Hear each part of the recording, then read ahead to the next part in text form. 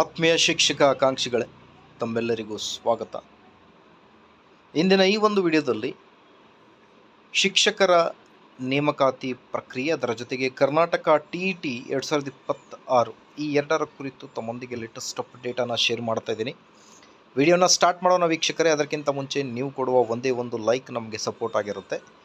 ದಯಮಾಡಿ ವಿಡಿಯೋನ ಲೈಕ್ ಮಾಡಿ, ನಮ್ಮ ಯೂಟ್ಯೂಬ್ ಚಾನಲನ್ನು ಕೂಡ ಸಬ್ಸ್ಕ್ರೈಬ್ ಮಾಡಿಕೊಳ್ಳಿ.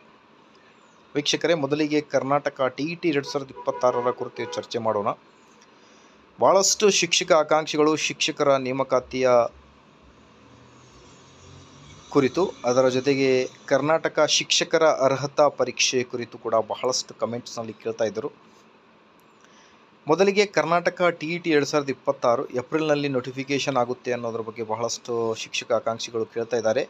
ಮೋಸ್ಟ್ ಪ್ರೊಬ್ಯಾಬ್ಲಿ ಐ ಥಿಂಕ್ CETಗಿಂತ ಮುಂಚೆ TET ಏನು ಆಗ್ತಾ ಇತ್ತು, ವರ್ಷದಲ್ಲಿ 2 ಬಾರಿ TETಯನ್ನು ಕಂಡಕ್ಟ್ ಮಾಡ್ತೀವಿ ಅನ್ನೋದ್ರ ಬಗ್ಗೆ ಮಾಹಿತಿ ಕೂಡ ನೀವು ಕೇಳಿದ್ದೀರಾ. ಬಟ್ ಮೋಸ್ಟ್ ಪ್ರೊಬ್ಯಾಬ್ಲಿ ಈಗ ಮಾರ್ಚ್ 27ರವರೆಗೆ ಯಾವುದೇ ನೇಮಕಾತಿಯ ಅಧಿಸೂಚನೆ ಆಗುವುದಿಲ್ಲ.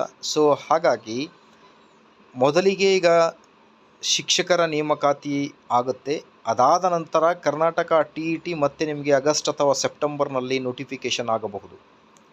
ಐ ಥಿಂಕ್ ಮೋಸ್ಟ್ ಪ್ರೊಬ್ಯಾಬ್ಲಿ 2027ರಲ್ಲಿ ಮುಂದಿನ ವರ್ಷ ನಿಮಗೆ ವರ್ಷಕ್ಕೆ 2 ಬಾರಿ TET ಕಂಡಕ್ಟ್ ಮಾಡ್ಬೋದು. ಬಟ್ ಈ ವರ್ಷ TETಗಿಂತ ಮುಂಚೆ CET ಆಗೇ ಆಗುತ್ತೆ. ಬಿಕಾಸ್ ಶಿಕ್ಷಣ ಸಚಿವರು, ಮಾನ್ಯ ಮುಖ್ಯಮಂತ್ರಿಗಳು ನೇಮಕಾತಿಗಳ ಕುರಿತು ಮೊನ್ನೆಯಷ್ಟೇ ಅಪ್ಡೇಟನ್ನು ನೀಡಿದ್ದಾರೆ. ಸೊ ಹಾಗಾಗಿ ಆದಷ್ಟು ಬೇಗ ನೇಮಕಾತಿಗಳು ಸ್ಟಾರ್ಟ್ ಆಗುತ್ತೆ ಮಾರ್ಚ್ 27ರ ನಂತರ. ಅದರ ಜೊತೆಗೆ ಈಗ ಶಿಕ್ಷಕರ ನೇಮಕಾತಿಯಲ್ಲಿ PST, GPT ಮತ್ತು HSTR, PU ಲೆಕ್ಚರ್ ರಿಕ್ರೂಟ್ಮೆಂಟ್, ಈ ಎಲ್ಲ ನೋಟಿಫಿಕೇಷನ್ಗಳು ತಮ್ಗೆ ಗೊತ್ತಿದೆ. ಆಲ್ರೆಡಿ ಕಲ್ಯಾಣ ಕರ್ನಾಟಕ ಭಾಗಕ್ಕೆ ಆರ್ಥಿಕ ಇಲಾಖೆಯಿಂದ 5200 ನಿಯರ್ಲಿ ಪೋಸ್ಟ್ಗಳನ್ನು ಈಗ ಅನುಮತಿ ನೀಡಿದ್ದಾರೆ.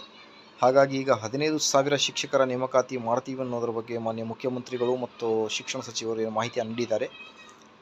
ಹಾಗಾಗಿ ಆದಷ್ಟು ಬೇಗ ಮಾರ್ಚ್ 27ರ ನಂತರ ಇಲಾಖೆಯಿಂದ ಅಧಿಸೂಚನೆ ಪ್ರಕಟವಾಗಬಹುದು. So best of luck. Thank you for watching this video.